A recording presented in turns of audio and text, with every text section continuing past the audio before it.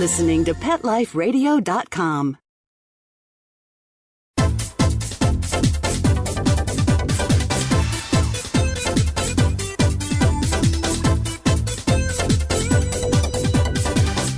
Hello! Welcome to the Animal Party. I hope you brought your dogs and your cats and your party shoes and maybe your little recipe cards with your flash points and your debate points and your most important things you feel have to be said about your favorite. What am I talking about? What is your favorite? Do you like dogs? Maybe you don't like cats at all. Or maybe you like cats and you don't like dogs at all.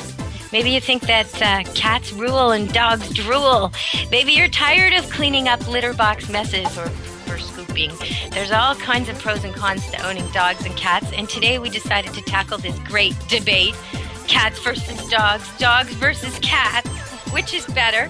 We're going to talk about history, bonds, body, training, intelligence, personality, sociability, usefulness, beauty, athleticism, and maybe the cleaning and the care and the time, too. Yeah, well, that's giving the cats an edge, isn't it? Well, we'll see, because we've got two experts on today. We've got Dr. Professor Stanley Coren, author of Born to Bark and many others, including The Intelligence of Dogs, which I absolutely love. And then we've got Darlene Arden on the cat couch. She'll be arguing on behalf of the felines in our lives, and her newest book, is The Complete Cat's Meow. She's also the author of Small Dogs, Big Hearts, which I love. And so I'm bringing you the best from the dog world, the best from the cat world to debate this issue today. So welcome to the show, Dr. Coren and Darlene. Welcome to the show. Woof, woof. We'll see. He's going to start by barking. That's just typical, isn't it? The dog barges in and the cat holds back. Well, let's find out, Darlene. Maybe we'll let you go first. Why do you think cats are so much better than dogs? For the purposes of this debate, because I do know you love dogs too. No, I love dogs equally. I'm multicultural. I like anything with a leg on each of four corners, as Betty White says. So it's not so much different. I think the problem is that most people have believed all of these old wives' tales about cats, and until they live with one and really put the time into learning about them, they're going to believe these old wives' tales. And I want to know who these old wives are. They talk about, most people think cats are independent. Well, they're solo hunters, but they're not solitary creatures. Right. If you have a cat, you notice that the cat is up on your lap when you're trying to read, or on your computer table, or on top of your book. Well, the cat's not trying to drive you crazy. The cat's trying to solicit attention. Mm-hmm. If the dog were up near you, you'd understand that, but most people don't project what the cat is feeling. They don't observe enough. And cats don't really want to be alone. Cats can be trained.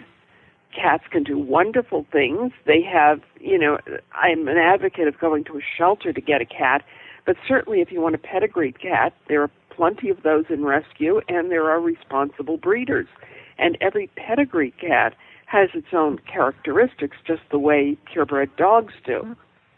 So okay, well, you're giving us a really good overview of the general stuff about cats, and I'm thinking things like if a cat falls out of a 2-story building, it usually rights itself and is fine, whereas a dog goes splat. And I'm thinking things like that. Well, it reaches the point where the dog... Why are you throwing it out of the 2-story building? Yes, exactly. And the cat will go splat and will have broken bones and will be dead. They do have a righting mechanism, but they can't go from a huge building. That is true, and there was one terrible one that happened during the Olympics where somebody got in and robbed a place, and they took the cat who was trying to protect the apartment and threw it out the window, and it actually did break legs and hips and all kinds of horrible things. So it is a bit of a myth, but I am contrasting the gracefulness and the ability, the athleticism perhaps, of the cat to the dog, which I think is in your favor on this one. But we've given it given people a little bit of an idea why cats might be better. Let's let the professor tell us why he thinks dogs are better. Okay, and I will talk quietly so that I won't offend my wife's cat, who I happen to like, but I will never admit that. The truth of the matter is that dogs were bred specifically to be human companions, and they do that very, very well. Cats, on the whole, tend to be all of one general flavor. They tend, there are differences. There's the Maine Coon cat who really thinks he's a dog. But, the vast majority of cats are all cut out of one cloth. And either your personality and your lifestyle fits that particular cut of cloth, or the cat just doesn't work out for you. For dogs, you can find a dog breed which fits just about any mood, any personality that you like. We go all the way from Dobermans to kissy-faced golden retrievers to a little Cavalier King Charles Spaniels who think that they are cats, and that sort of thing. So, you have a large selection of different personalities and different types. And furthermore, dogs can serve a function. If you're a hunter, if you need your place guarded, if your kids keep going astray and you need somebody to find them, dogs, in fact, will serve those kinds of purposes as well as the formal purposes, like seeing eye dogs and hearing assistance dogs and handicapped assistance dogs and that sort of thing. And the final thing is that when it comes to the overall intelligence of the beasts, the research is really quite clear. Dogs, on the whole, are about equivalent to a human 2-year-old, and the super dogs, the ones in the top 20%, are equivalent to about a 2.5-year-old. And cats are equivalent to a human 18-month-old, and the super cats, which are the ones in the top 20% of intelligence, are equivalent to about a human 2-year-old. And that's in terms of sort of their language learning ability and that sort of thing. Finally, if you tell a dog to do something, for the most part, the dog gets the idea that maybe he's supposed to do something. If you tell a cat to do something, he has a wonderful way of turning around and showing you his tail end. Okay. Well, I'm going to let Darlene respond to that, and then we're going to go to commercial and come back for some more talk about cats and dogs and what's better. I'm happy to respond to that. First Okay. of all, there are many cat breeds, and you can choose the cat's personality and activity level just as you would the dog's personality and activity level. If you want somebody talkative and really active, you might look at one of the Oriental breeds like the Siamese or the Oriental Shorthair. If you're like I am and prefer something much quieter, I live with a Chartreux who is basically Marcel Marceau in a cat suit. Activity level, the Abyssinian. There's a reason these cats do extremely well in cat agility. And now I love those. Those ones are hoop jumpers. I could teach them to go through a hoop in about a minute, any place I meet them. Exactly, and they love that sort of thing. But each breed of cat has its own characteristics, just as each breed of dog does, that will best match up with the owner. As far as guarding is concerned, the exact cat that I don't want to own is the one who's going to be the great guard cat, because if somebody comes at you from the top of the refrigerator because you're a stranger and lands on top of you, it's going to be enough of a blood-curdling scream to warn the owner to get either the police or the gun, whatever. And especially if you have a bald head like I do. Oh, well, there's a bonus right there. Now,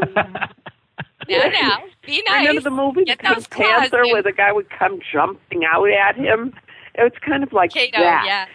But they train extremely easily. I use operant conditioning, and I've had so much fun with that. The cat training is not an oxymoron. It's, as you said, wow. Deb, That's our next topic. Okay, Darlene, we're going to go to commercial, and we'll come back and we'll talk about training, because Dr. Coren's convinced that the studies show, and I'm sure they do, that cats are not as bright as dogs. Now, I always question studies humans devise to show the smartness of other beings in relation usually to humans, and usually measured by things humans do well. But okay, we'll talk about that. We'll see if the tests really do measure their intelligence. But even if it's true that they're a little bit slower, I don't see it. At escaping, definitely not. It depends what kind of intelligence. At hunting and tracking, no, they're not less intelligent there. At some things, perhaps, and maybe we'll find that out. But then I want to talk about trainability, because Darlene's saying you can train a cat, and I know people listening are probably imagining a seeing eye cat and shaking their heads. So we'll be back from commercial. Stay tuned to Animal Party.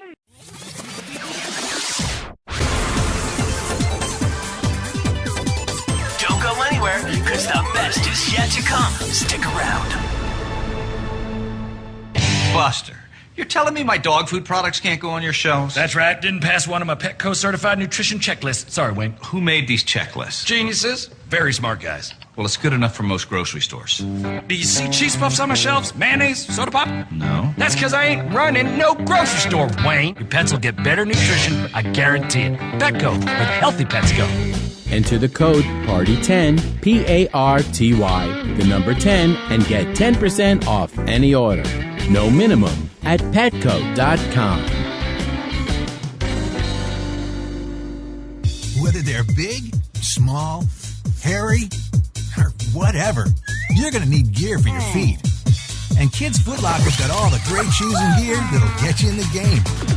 Go to kidsfootlocker.com and enter the code AFAP10KF to get 10% off any order of $50 or more. Or enter the code AFAP15KF to get 15% off any order of $75 or more at kidsfootlocker.com. And cover those funky feet. How would you like your business to reach out and invite in our audience? We have a brand new trademark concept called InfoSeeds. InfoSeeds are short 20-second seeds of information about your place of business, practice, or service. Is the best, most cost-effective way to invite us in. We only have a limited number of slots left. For more information, visit the website PetLifeRadio.com. Click on sponsorship information. There you can listen to a sample of InfoSeed. Remember, only a limited number of opportunities are available. Hi everybody, I'm Megan Blake here with my sidekick Super Smiley, the giant mutt and spokes dog for throwaways. You're listening to Pet Life Radio, and I'd like to tell you about our brand new show, A Super Smiley Adventure. Our show explores adventures with animals. They can be traveling, out in the world trips, or inner journeys where our animals lead us to inspiration and self-discovery, or just plain fun adventures. Join us here on Pet Life Radio on A Super Smiley Adventure. Good boy. Let's Talk Pets on PetLifeRadio.com.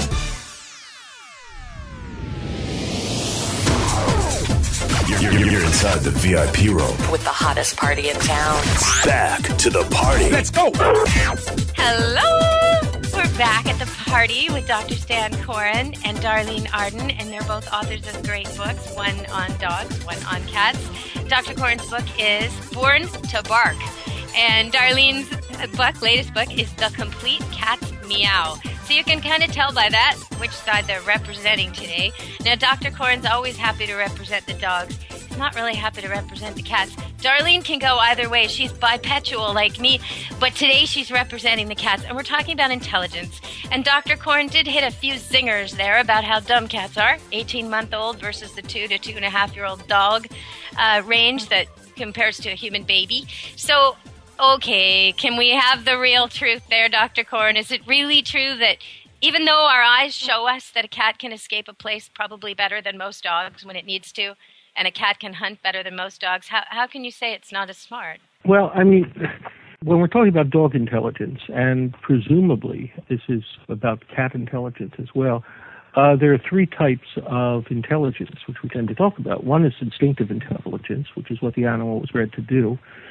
So, retrievers are bred to retrieve, and herding dogs are bred to herd, and cats, in many instances, have been bred to be good varminters and mousers and that sort of thing. The next form of intelligence is adaptive intelligence, which is what the animal can learn for itself. And there, you have lots of variations within a breed and within an individual. And finally, we have working and obedience intelligence, and that's really the equivalent of sort of school learning. And when we tend to talk about just, how smart our kids are and that sort of thing, we tend to be talking about school learning, how well do they do in the You know what, though? I find that strange. I find that strange even about children, because I like to, sometimes I'm looking at the playground and I see the one kid who's last always or lingering, and I think, if a bear showed up right now, he'd be the one.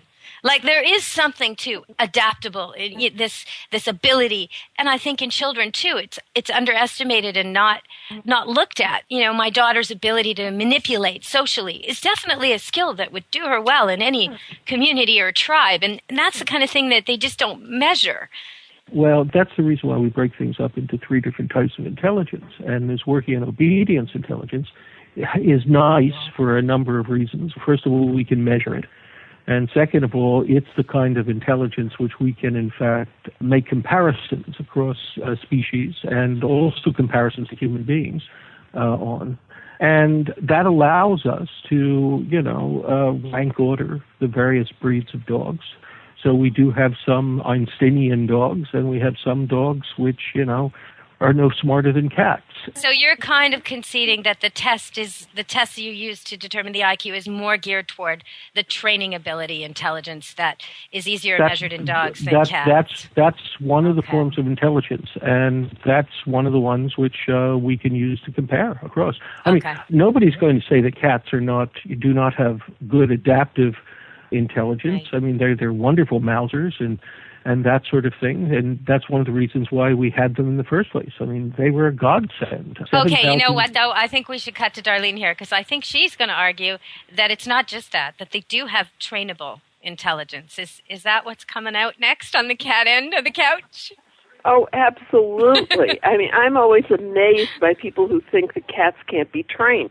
First of all, you use your can opener and the cat comes running because he's already been trained that means there's food. But using operant conditioning, or more popularly known as clicker training, is a very quick way of training cats. Their reward might be a little different. They won't work for exactly the same thing. But cats can jump through hoops. They can be trained to weave. Mine comes on when she's called by name. She has a very nice recall. She executes a perfect sit. She can weave, she can spin, and I didn't even spend that much time with her. I didn't have the time to spend with her that I might have liked to have spent training. They train beautifully.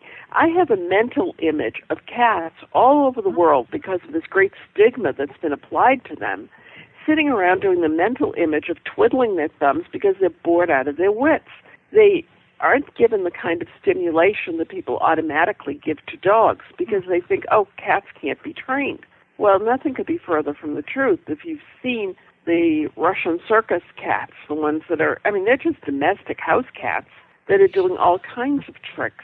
Dr. Coren, can I ask you, in the studies they did they ever test trained cats? Did they ever test performance cats? Were they, the way they did the super dogs and they had this sort of upper echelon they tested, did they test an upper echelon of cats? Well, when they test both dogs and cats, they tend to select random samples of pets, usually, in this instance. And so, it runs a range of across breeds and a range across living conditions and that sort of thing. And, I think that there are 3 things which you can say to refute the idea that, cats are as trainable as dogs. And the 3 things might be police cat, search and rescue cat, seeing eye cat. We're never going to see that. I don't know. Well, there are cats that help in trauma when children who've been sexually abused or have had a terrible, terrible time are at the intake level at the police station. So you might call those police workers, I suppose. And then, what else did you say? There are cats working in war, and what they're doing is desensitizing rodents. So they're cats trained somehow, probably specially selected as well, but also trained not to hunt the rodents, so that the rodents become trained to ignore cats, so that rodents can then go out and find the mines, because rodents are better at this than anybody. So that's kind of an interesting cat use. I'm trying to think what else. There's lots of cats at the Delta Society. Isn't there about 1,000 of them at the Delta Society? Darlene, what's going on in the cat world? Are there working cats? There are working cats in the sense that there are therapy cats that are used not just on visits to the elderly or to children, but they are also used for occupational therapy. If you can get someone to brush a cat who doesn't want to use their arm, that's the same kind of work that they do with dogs. There's no difference between them. cats can get into small places. They could be trained to do almost anything a dog can do. Do they want to? Well, you're not going to find a team of 8 sled cats. Nobody's stupid enough to pull me on a sled, not one cat. So I don't think they're going to be doing that. As far as though? There was a team of standard poodles that pulled a sled through the Iditarod. So, and people forget that standard poodles are really sporting dogs. Right. Well, I was impressed with that. And with such grace and bouncy step. I mean, they were looking good coming through there. I don't doubt it in the least. I mean, and they're retrievers. People think they're these, silly little dogs with those ridiculous hairdos, and they're actually one of the most intelligent of the dog breeds. Oh, now we're treading into Dr. Coren's territory, so let's let him give a point for the dogs, and then we're going to have to go to commercial again. So anything you want to say about why dogs are better than cats? Go ahead. Well, I mean, blast us. You can have a TV show called Dogs with Jobs. I mean, you're never going to see a TV show which is Cats with Jobs. The point of the matter is that dogs have certain skills and certain abilities which not only are important to us, but which we can control. So, I mean, we harness a dog's nose in many wonderful ways. So it's not just, in wartime to go find explosives or in police work to find drugs. But also there's evidence now that dogs can detect cancer. We're using dogs to detect leaks in pipelines, even though the pipelines have been buried 40 feet below the ground, and that sort of thing. So, I mean, and them having that ability would be of no value to us if we couldn't put it under control, if we couldn't get them to do it when we want them to do it. And that's the difference. I mean, the cats may have certain abilities, but you can't really put them under control. You can't reliably get those behaviors out of a cat. On the other hand, you have to remember also that dogs were, for the most part, specifically bred to be companion animals. And dogs show an awful lot of empathy when they are around individuals. And that's one of the reasons why they are the favorite animal for using for therapy. And in fact, right now, the U.S. Congress has allocated a huge amount of money for a research project which may end up resulting in veterans who have post-traumatic stress syndrome being given a dog for sort of therapeutic and adjustive purposes. That makes so much sense because they're triggered. The people who come home are triggered by all kinds of things that they know in their mind shouldn't trigger them, but they can't help it. Screeching tires, loud noises, crowds, being touched, all these things bring them back to that situation. And if they look down at their dog and their dog's relaxed and calm, they immediately know they're okay. They're safe. And they don't have to follow through with that reaction that they've learned in the war zone. They can just see the dog and know, you know what, I'm okay.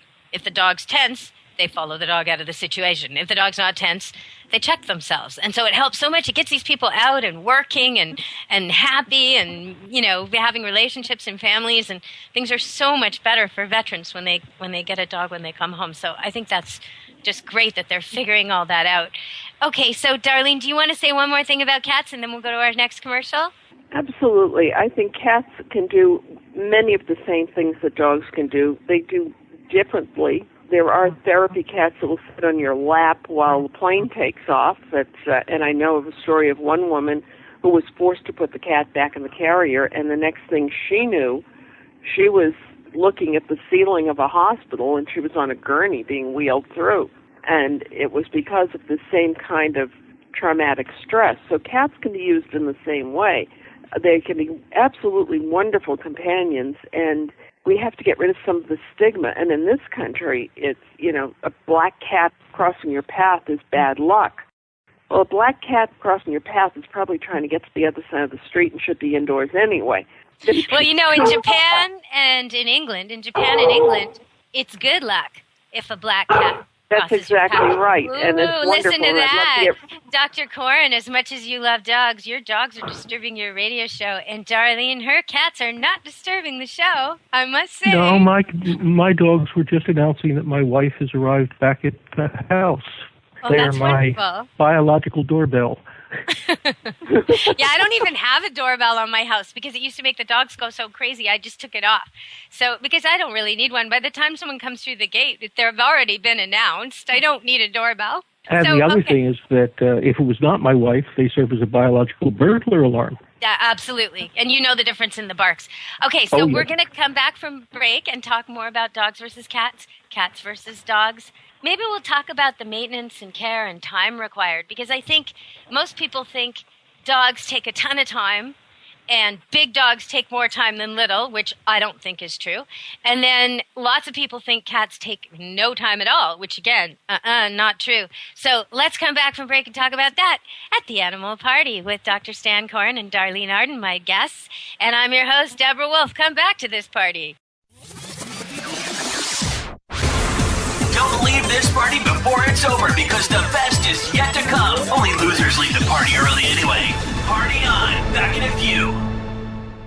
Love your pets but wish their medications were a lot less expensive? They are at 1-800-PET-MEDS. You'll not only save on flea and heartworm medications, but on prescriptions for arthritis, incontinence, thyroid, and more. And you get fast service, free shipping, and a 100% satisfaction guarantee. Plus, our licensed pharmacists ensure accuracy, monitor drug interaction, and more. See why over 5 million people have trusted their pets' health to 1-800-PET-MEDS, America's largest pet pharmacy. Call now or order online. Go to petmeds.com/party, PARTY, to get 10% off any order and free shipping on orders of $39 or more. I play tennis because I love to. But inside, I want to win. Take away the court, the net. I might not be a player, but I'll always be a competitor. Lady Foot Locker understands that. Lady Foot Locker, the first to carry Adidas off-court shoes and the gear that goes with them. If you play your best, there's no regret. Lady Foot Locker, one place, every woman. Go to ladyfootlocker.com and enter the code AFAP10LF to get 10% off any order of $50 or more. Or enter the code AFAP15LF to get 15% off any order of $75 or more at ladyfootlocker.com. FTD's network of over 40,000 florists around the world have been creating beautiful handcrafted arrangements for 100 years. Each arrangement is delivered the same day and backed by FTD's 7-day satisfaction guarantee. For a century, people have trusted their most important occasions to the flower experts at FTD.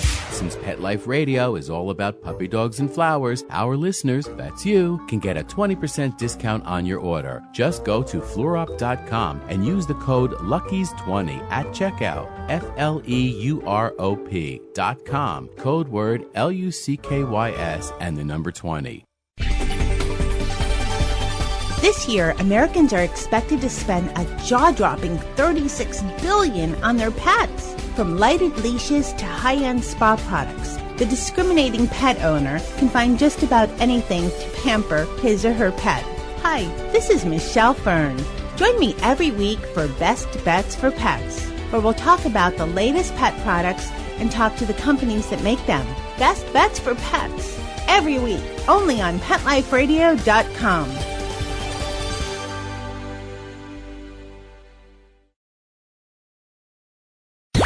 Let's talk pets. Let's talk pets On Pet Life Radio. Pet Life Radio. PetLifeRadio.com.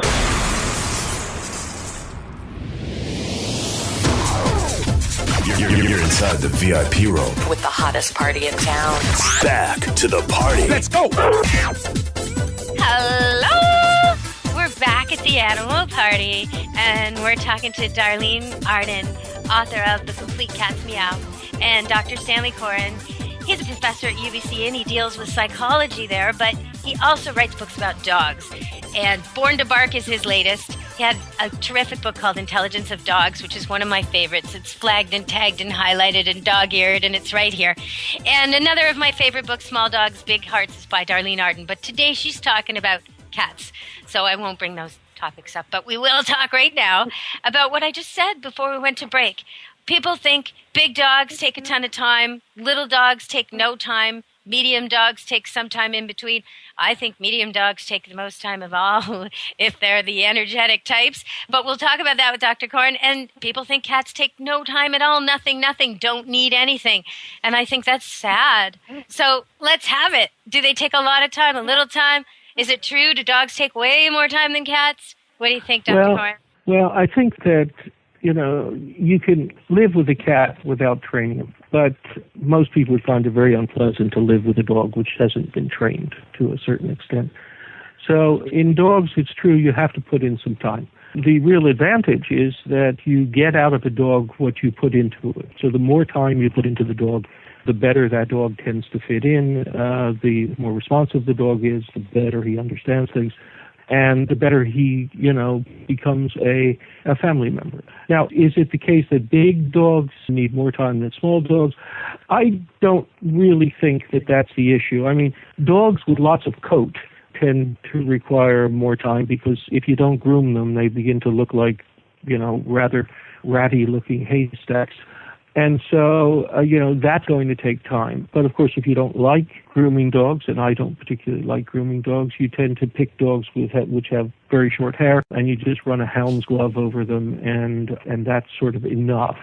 Dr. Coren, I was actually thinking of the exercise. I was thinking how so many people think they'll get themselves a Border Collie cross, a medium-sized sort of herding-sized dog at the pound, or they'll get a purebred, maybe a Kelpie or a Border Collie or a Blue Heeler, or even they'll go to get a Weimaraner and they'll want the smallest in the litter. And I always try to caution them, sometimes smaller is not less. Medium dogs need a lot of exercise. What do you say about that? Yeah, the need for exercise really has to do with the breeds. I mean, most of the sorting breeds tend to require a lot of exercise. And this goes for the vast majority of the herding dogs too. I mean, a Border Collie has to be worked every day. Otherwise, he's going to become neurotic, and he's smart enough to make you neurotic too. So, you do have to work them, and you do have to exercise them. Now, the smaller dogs, tends to include a number of the companion dogs, and they tend. There tend to be a lot of those breeds which really don't require a lot of exercise. So, a Pekingese is not going to require a lot of exercise, and a Bulldog is not going to require a lot of exercise. On the other hand, terriers are a lot of work, and there's a lot of activity. But all of this simply goes to the fact that, when you're picking a dog, you really do have to pay attention to what the dog's breed is, because that's going to be very predictive of what you're going to be dealing with for the rest of your life. In cats, there are some cats who are noted for sort of sounding off. I mean, we had a Siamese, and that cat was, voiced as much as any dog. But it turns out to be the case that if you have a terrier, regardless of what type of terrier, it's going to make noise. It's going to bark. Terriers are born to bark. Okay, so nice segue to your title. So before we go to Darlene and ask her to respond to that, I just want to point out something you taught me recently, and I think it was on air. I found anecdotally, just from meeting so many dogs at Camp Good Dog and training dogs over the years and looking at rescue and adoption, I found, and you confirmed for me that the science is behind this, but I've discovered that what you see mostly is what you get. Because I want people to be able to use what we're saying today, and you keep talking about purebreds, and I want them to understand that if they see a dog that looks like it's mostly lab, and they turn over its paw and it has webbing on the bottom, and it has a really soft, loose, gummy mouth, and it has floppy ears, it really looks like a lab. You can tell there's something else in there, but it's 90% lab. It's going to act like a lab. It's going to be like a lab. And so I'd like you to share that with people so they know just how to read a mutt, Yeah, a lot of people say to me, well, you're always writing about purebred dogs, and, and half of all the dogs are mixed breed. Well, it turns out the research is very, very clear that what a dog most looks like is what he's going to most act like. And this is some wonderful research which was done back in the 1960s by John Paul Scott and John Fuller. And what they would do is they would cross something like, a Cocker Spaniel and a Sheltie. And, if it looked like a Sheltie, then it acted like a Sheltie. And if it looked like a Cocker Spaniel, it acted like a Cocker Spaniel. And now, of course, it was not a perfect predictor because, obviously you have some of the characteristics of both parents in it. But the way the genes sort out I mean, sometimes God is good to needy researchers, and this is one of the cases where he really had a simple solution. So if, God forbid, you had a cross between a beagle and a poodle, if it looks like a poodle, it's probably going to be a bright dog and have retrieving characteristics and that sort of thing. And if it looks like a beagle, it's going to have a bit of a voice, and it's going to be very houndy. A bit of a voice. Oh, woo, woo, woo, woo, woo, woo. That's a bit of a voice to you. That's a beagle lover. You're a beagle lover. Okay, well, let's let Darlene respond to all that. Thank you for filling us in on the mutts, because I love mutts, and I want people not to shy away from them thinking it's an unknown package. It's a very known package, especially if you're going to a rescue shelter or a foster place where someone's been living with this dog and has a diary of all the things he likes and doesn't like and what he likes to do. I mean, this is a dog who's known. Same for one who's being abandoned because the people are getting divorced or going on sabbatical, or, you know, the notes at the vet. You can find out all about that dog. You can have it even for a day or two and check it out. You could take it for a walk, but you don't get that with a puppy. So older dogs are great matches for most people, especially older people and people with little kids. You want a dog that's already gone through the pee-pee and the poo-poo stage, so you're human toddlers and crawling through that, and already learned not to bite and nip, and already likes kids, and you can meet it and really get to know it. But knowing that what you see is what you get with breed helps a lot. Okay, so let's go with Darlene now. Darlene, can you respond to all that? Have you got a response on the cat side of town?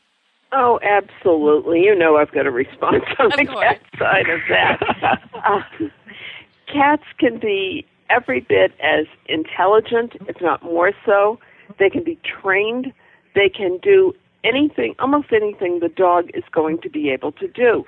Now, when you're talking about intelligence, are you talking about trainability, or are you talking about somebody who's so intelligent that you have to be a couple of steps ahead of them in order to make it interesting, because they will get bored very easily? I've already done that. Now what else do you want me to do? Show me something else. I think that's one of the things I love so much about operant conditioning, because the question becomes to the animal, show me something else. As far as grooming is concerned, cats need to be groomed, and yes, long hairs take a tremendous amount of time, and you have to be willing to do that. If you want a Persian but you don't want to groom it, then maybe you need to be looking at the short-haired version of the Persian, and there is one of those. There's all sorts of stuff that you can get into now. There's Sphinx cats just the way there are hairless dogs, and people think because there's less hair, there's less grooming time.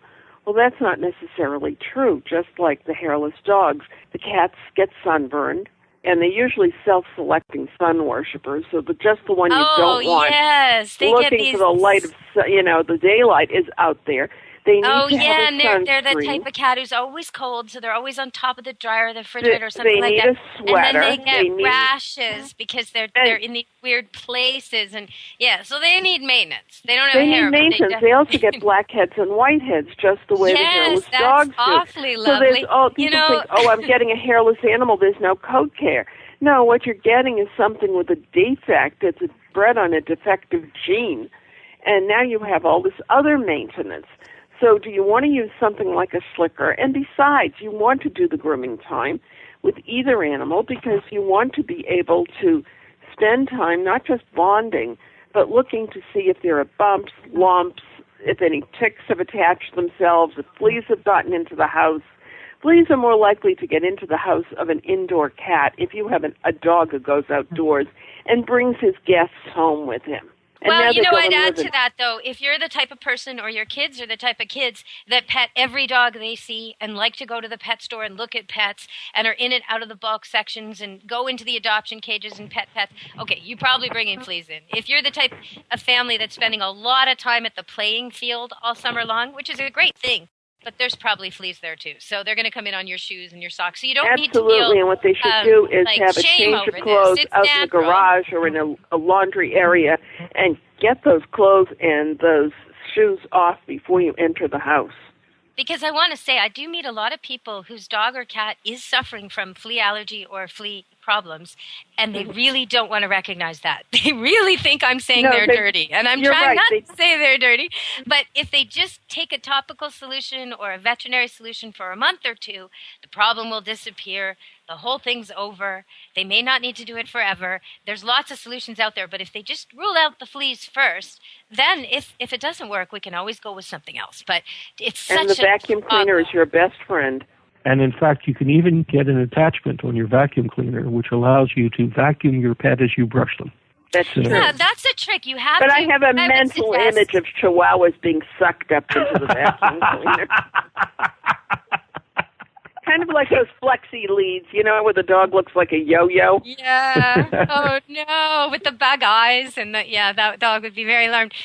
When you do this, you want to, if your dog's very afraid and shy, and it's probably not the dog to do this with. But if you've got a young puppy, you could start by just vacuuming near him and make him be calm. And maybe one person's holding him and giving him treats where the vacuum goes near him. And then a little while later, just use the thing on his foot for a second. Or some part that isn't so sensitive to him. Some dogs are ticklish on their feet. Some dogs hate their ears. Some dogs don't like you touching near their rear. You know what he likes. You should be touching him everywhere, every day, dogs and cats anyway, to get them used to you, to be comfortable with them, to find out they're healthy through your fingers, but also so that if ever they need it, it's not a big deal to examine them in case they need to go to a vet. And you need to see first if it's really serious or not. If your dog or cat won't even let you touch them in certain places, this is going to be hard. So you want to touch them every day anyway. Absolutely. But the vacuum, you want to find out if there are lumps or bumps and if there's anything they need to see the vet about. And it's a great time for that. It's a great bonding time, whether it's cat or dog. And if you're trying to get them used to this vacuum idea, do it really slowly, do just a little bit, and then stop, give treats, and stop. Really stop. Do it another day. Make sure your dog or cat doesn't run away or freak out as the end of it. Make sure the end's really happy and positive, and then you'll be able to vacuum your dogs like Dr. Coren. I'd like to see that on YouTube. I'd like to see you vacuuming your dogs. I think that would be a real good video. There are already videos of dogs being vacuumed on YouTube. And but it's not you. But they look a lot prettier than I do. I mean, the dogs always look pretty. I mean, on radio, I look gorgeous. On radio, I look like young Antonio Banderas. Do you? Is that the deal? Is that who I'm talking to? This is how radio works. I'm extremely young, thin, gorgeous, sexy. I mean, wow! I can tell. Yeah, see? I'm like I one can of tell those, that Banderas look too. I'm like one of those aliens on Star Trek that whatever the person looking at me wants to see, that's what they see. How's that? Woohoo! Wow. That works. I mean, I love to imagine radio, what people are thinking. That is radio. Whatever they want to see, they see. Absolutely. But when you talk about the difference in intelligence, and you kind of hinted that maybe cats are smarter than dogs because they're not so gullible about being duped into boring training and they want higher challenges. That's something I see with the standard poodle versus the golden retriever. My standard poodles are so much smarter. They open latches. They let all the dogs out. If I don't, double latch everything in the kennel, they'll cause mischief. And I breed standard poodles, so I have a lot of them around. But they'll open all the cages and sit back and watch what happens. And they're just troublemakers. But they love to learn new tricks. In fact, they'll watch another dog getting attention, learning a new trick, and then they'll go over and do the trick without me even asking. Love the newness. But they're not like my golden retriever, who just is so willing to please me, almost sitting on my feet, waiting for me to do the next thing. So easy to train. Although, teaching her to jump through a hoop might take longer than the standard poodle because it's tricky and it's new. So it's interesting how that works. Can you comment on that a bit, Stan? Yeah, I mean, it is in fact the case that there are different work ethics that dogs have. And, a dog like the Border Collie, I mean, if you don't work him every day, he begins to show signs of psychological stress. And there are some dogs which just do take direction better. I mean, every year, or every 2 years, I give a set of graduate courses at Bergen University, which is the home of the Assistance Dog Institute. And all of the dogs which they use are golden retrievers and yellow Labrador retrievers. And they tend to feel that these are the dogs which, have the patience and have the desire to sort of pay attention to the human being next to them better than any other dogs, and that makes them these absolutely terrific assistance dogs. Now, you could certainly train, for example, a Doberman who's, just as smart as a Golden Retriever to be an assistance dog, but he'd probably be much worse because he doesn't pay attention to the human being and, is always casting around looking for something more interesting. And if something more interesting comes up, he might stand there and evaluate. Do I want to do what you want me to do, or do I want to do what interests me? So, intelligence... Not to mention who's the boss today, which is a big deal with Doberman each and every day. Who's the boss today? Oh, who's the boss today? Yeah, well, that's sometimes an issue with Yorkshire Terriers. So, big, strong guard dogs are not necessarily the only ones. But you know what? I've never had that issue with Rottweilers. Once your Rottweiler respects you as the leader, you are the leader. Dobermans, every day is a new day. Every day is like, the Klingon War Challenge could be today, right? Today is but you're clearly working with female Dobies because the boys are mush buckets. No.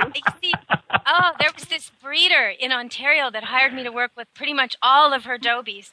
And oh man, they could chew through, she showed me, a mattress that one of them had eaten. An entire mattress. It's horrible.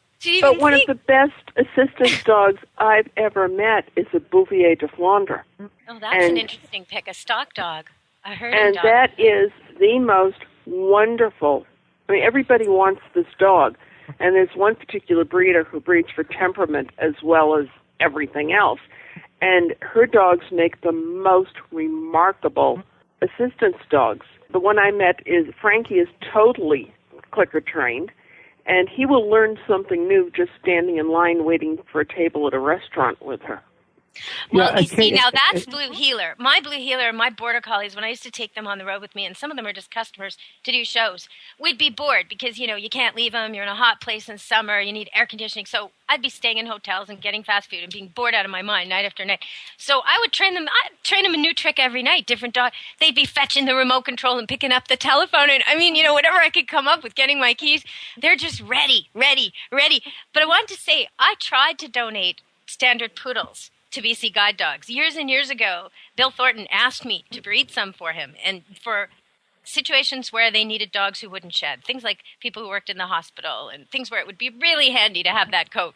So I started on a breeding program and everything, and sure enough, I start doing it, and he doesn't want them because since then they've tested them and found that it's not that they can't train them, it's just that they have to train them differently.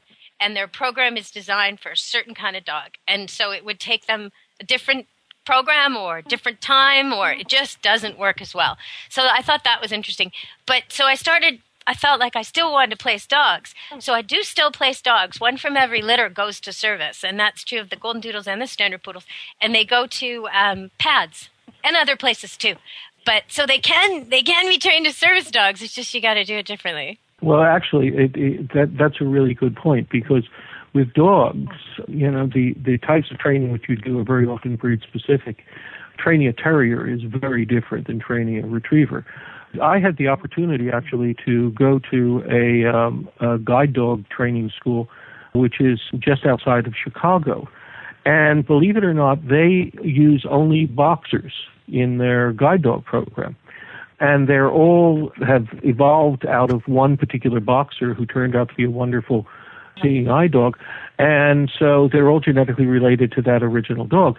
But if you look at their training program, this program which they use for the boxers, and then you look at the program, for example, which Paws, one of the seeing eye training groups is using, I mean, they look like they come from different planets.